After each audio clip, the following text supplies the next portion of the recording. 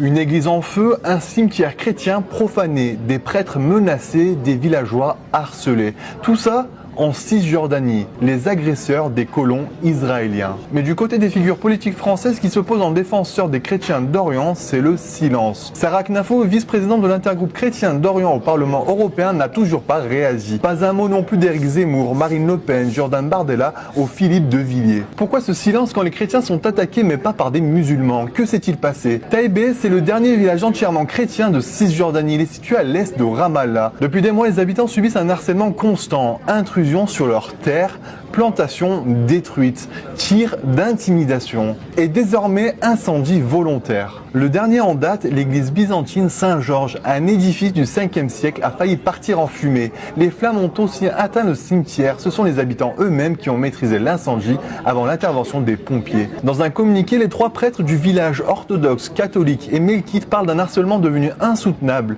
Ils appellent à une réaction urgente de la communauté internationale. Ils réclament une enquête indépendante, des pressions diplomatiques sur Israël et un soutien aux villageois pour qu'ils puissent rester sur leur terre.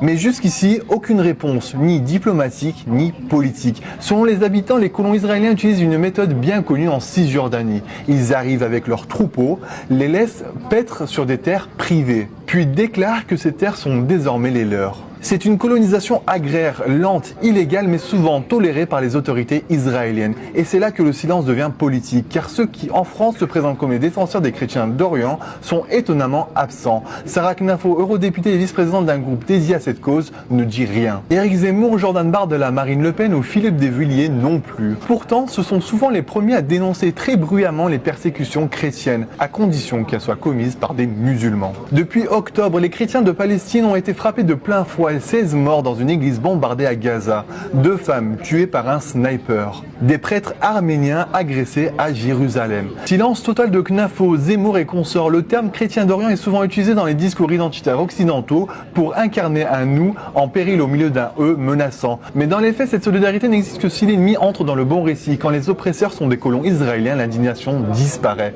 Quand la souffrance chrétienne ne sert pas à une narration anti-musulmane, elle est ignorée. Taïbé, un village chrétien symbolique enraciné présent dans l'évangile selon Jean. Aujourd'hui, il est seul. Les habitants demandent une chose simple, que ceux qui prétendent les défendre le fassent, même quand c'est politiquement inconfortable.